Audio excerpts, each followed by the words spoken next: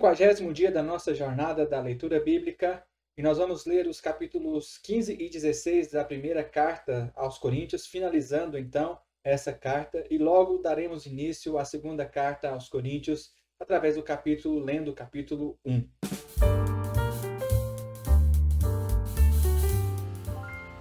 Encerrando a primeira carta aos Coríntios, Paulo vai falar a respeito da ressurreição de Cristo, vai falar da ressurreição dos cristãos e vai dizer que somente aquele corpo ressurreto é possível, é capaz de entrar no reino de Deus. Vamos à nossa leitura. Primeira carta aos Coríntios, no capítulo 15. A palavra do Senhor nos diz o seguinte: Irmãos, quero lembrar-lhes o evangelho que lhes preguei, o qual vocês receberam e no qual estão firmes. Por meio deste evangelho vocês são salvos, desde que se apeguem firmemente à palavra que lhes preguei. Caso contrário, vocês têm crido em vão. Pois o que primeiramente lhes transmiti foi o que recebi, que Cristo morreu pelos nossos pecados, segundo as Escrituras. Foi sepultado e ressuscitou ao terceiro dia, segundo as Escrituras, e apareceu a Pedro e depois aos 12. Depois disso, apareceu a mais de 500 irmãos de uma só vez, a maioria dos quais ainda vive, embora alguns já tenham adormecido. Depois apareceu a Tiago e, então, a todos os apóstolos. Depois desses apareceu também a mim, como a um que nasceu fora do tempo, pois sou o menor dos apóstolos e nem sequer mereço ser chamado apóstolo, porque persegui a igreja de Deus. Mas pela graça de Deus sou o que sou, e sua graça para comigo não foi em vão.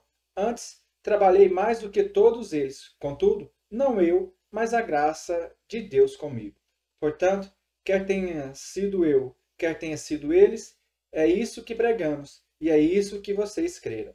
Ora, se está sendo pregado que Cristo ressuscitou dentre os mortos, como algum de vocês estão dizendo que não existe ressurreição dos mortos?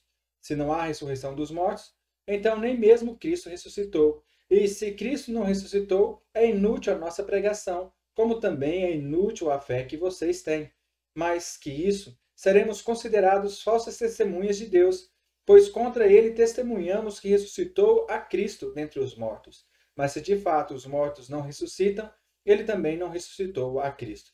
Pois, se os mortos não ressuscitam, nem mesmo Cristo ressuscitou. E se Cristo não ressuscitou, inútil é a fé que vocês têm e ainda estão em seus pecados. Neste caso, também os que dormiram em Cristo estão perdidos. Se é somente para esta vida que temos esperança em Cristo, dentre todos os homens, somos os mais dignos de compaixão.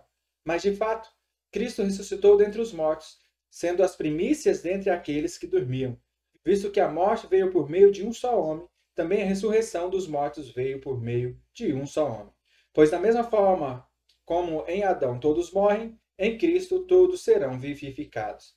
Mas cada um por sua vez. Cristo, o primeiro, depois, quando ele vier, os que lhes pertencem.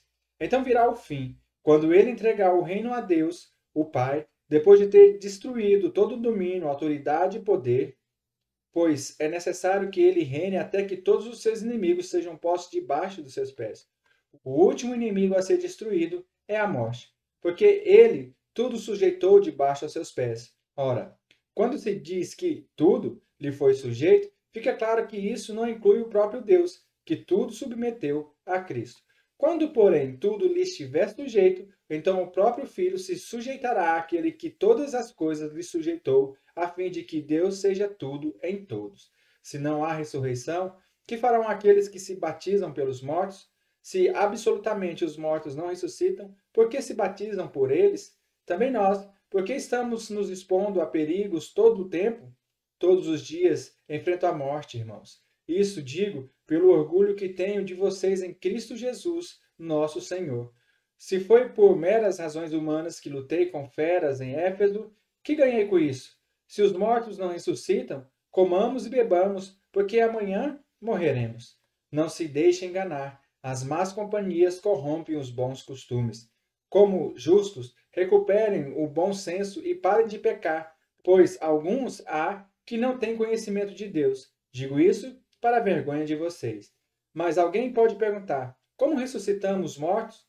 Com que espécie de corpo virão? Insensato. O que você semeia não nasce, e a não ser que morra. Quando você semeia, não semeia o corpo que virá a ser, mas apenas de uma simples semente, como de trigo ou de alguma outra coisa. Mas Deus lhe dá um corpo, como determinou, e a cada espécie de semente dá seu corpo apropriado.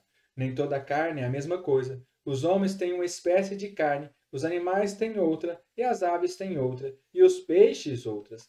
Há corpos celestes e há também corpos terrestres, mas o esplendor dos corpos celestes é um, e o dos corpos terrestres é outro. Um é o esplendor do sol, outro da lua, e os outros das estrelas, e as estrelas diferem em esplendor umas das outras. Assim será com a ressurreição dos mortos. O corpo que é semeado é perecível e ressuscita imperecível. É semeado em desonra e ressuscita em glória. É semeado em fraqueza e ressuscita em poder. É semeado um corpo natural e ressuscita um corpo espiritual. Se há corpo natural, há também corpo espiritual. Assim está escrito: o primeiro homem, Adão, tornou-se um ser vivente, o último, Adão, espírito vivificante. Não foi o espiritual que veio antes, mas o natural. Depois dele, o espiritual. O primeiro homem era do pó da terra, o segundo homem do céu.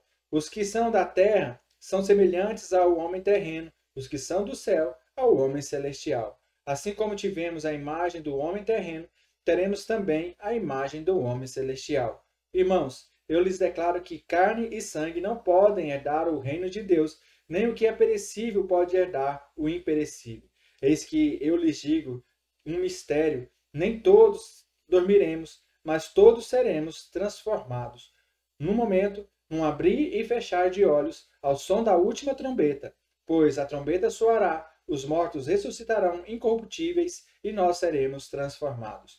Pois é necessário que aquilo que é corruptível se revista da incorruptibilidade, e aquilo que é mortal se revista de imortalidade. Quando, porém, o que é corruptível se revestir da incorruptibilidade e o que é mortal da imortalidade, então se cumprirá a palavra que está escrita: a morte foi destruída pela vitória. Onde está, ó morte, a sua vitória? Onde está, ó morte, o seu aguilhão? O aguilhão da morte é o pecado, e a força do pecado é a lei. Mas graças a Deus, que nos dá a vitória por meio do nosso Senhor Jesus Cristo. Portanto, meus amados irmãos, mantenham-se firmes e que nada os abale. Sejam sempre dedicados à obra do Senhor, pois vocês sabem que, no Senhor, o trabalho de vocês não será inútil. Quanto à coleta para o povo de Deus, faça como ordenei às igrejas da Galácia. No primeiro dia da semana, cada um de vocês separe uma quantia, de acordo com a sua renda, reservando-a para que não seja preciso fazer coletas quando eu chegar. Então, quando eu chegar, entregarei cartas de recomendação aos homens que vocês aprovarem e os mandarei para Jerusalém com a oferta de vocês. Se me parecer conveniente ir também, eles me acompanharão. Depois de passar pela Macedônia, irei visitá-los, já que passarei por lá. Talvez eu permaneça com vocês durante algum tempo, ou até mesmo passe o inverno com vocês, para que me ajudem na viagem, aonde quer que eu vá. Desta vez, não quero apenas vê-los e fazê-lo uma visita de passagem. Espero ficar algum tempo com vocês, se o Senhor permitir.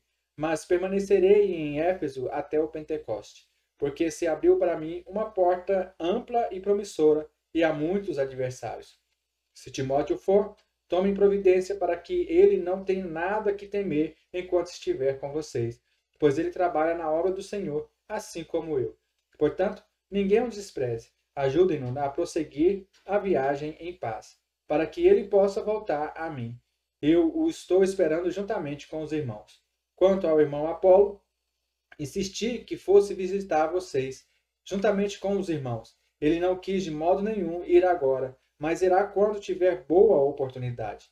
Estejam vigilantes, mantenham-se firmes na fé, sejam homens de coragem, sejam fortes, façam tudo com amor. Vocês sabem que os da casa de Estéfanas foram o primeiro fruto da Acaia e que eles têm se dedicado ao serviço dos santos. Recomendo-lhes, irmão, que se submetam às pessoas como eles e a todos os que cooperam e trabalham conosco.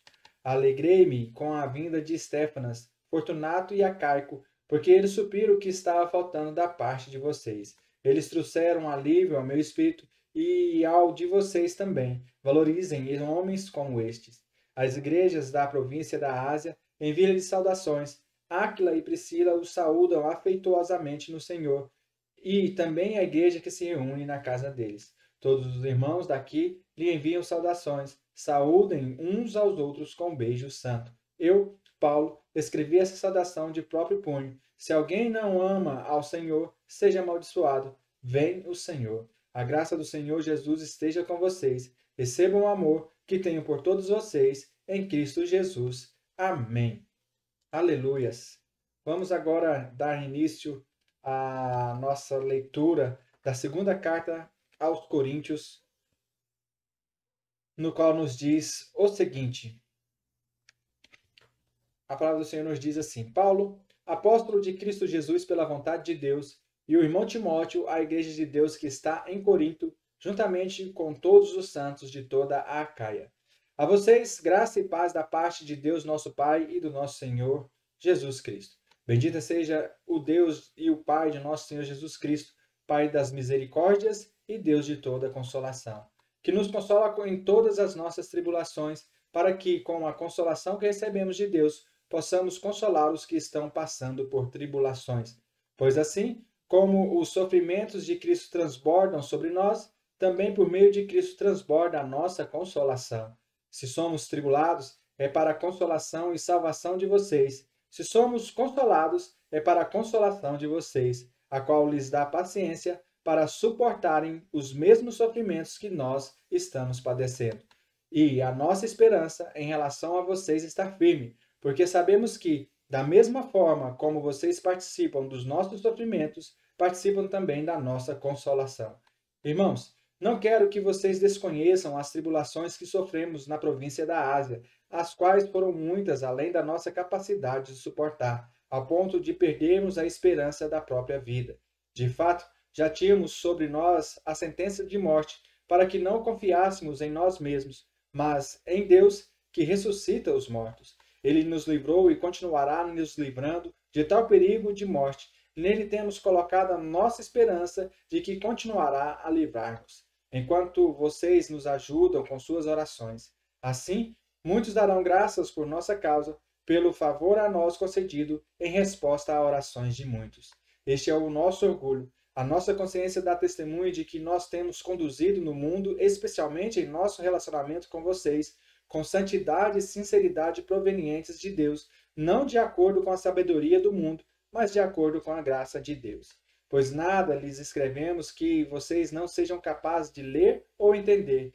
Espero que, assim como vocês nos entenderam em parte, venham a entender plenamente que podem orgulhar-se de nós, assim como nós orgulharemos de vocês no dia do Senhor Jesus. Confiando nisso, e para que vocês fossem duplamente beneficiados, planejava primeiro visitá-los em minha ida à Macedônia e voltar a vocês vindo de lá, para que me ajudassem em minha viagem para a Judéia. Quando planejei isso, será que fiz levianamente? Não será que faço meus planos de modo mundano, dizendo ao mesmo tempo sim e não? Todavia, como Deus é fiel, nossa mensagem a vocês não é sim e não.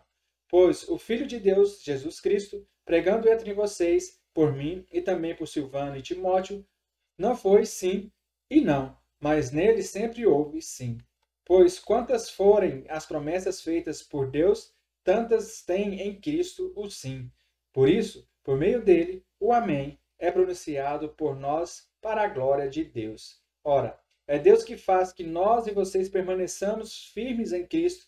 Ele nos ungiu e nos selou como sua propriedade e pôs o seu Espírito em nossos corações como garantia do que está por vir. Invoco a Deus como testemunha de que foi a fim de poupá-los que não voltei a Corinto. Não que tenhamos domínio sobre a sua fé, mas cooperamos com vocês para que tenham alegria, pois é pela fé que vocês permanecem firmes.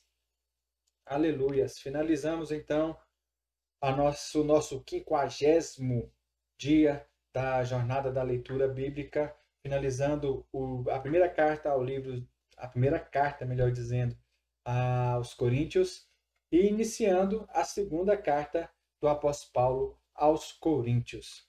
Que você tenha um excelente dia e nos vemos amanhã no nome santo de Jesus.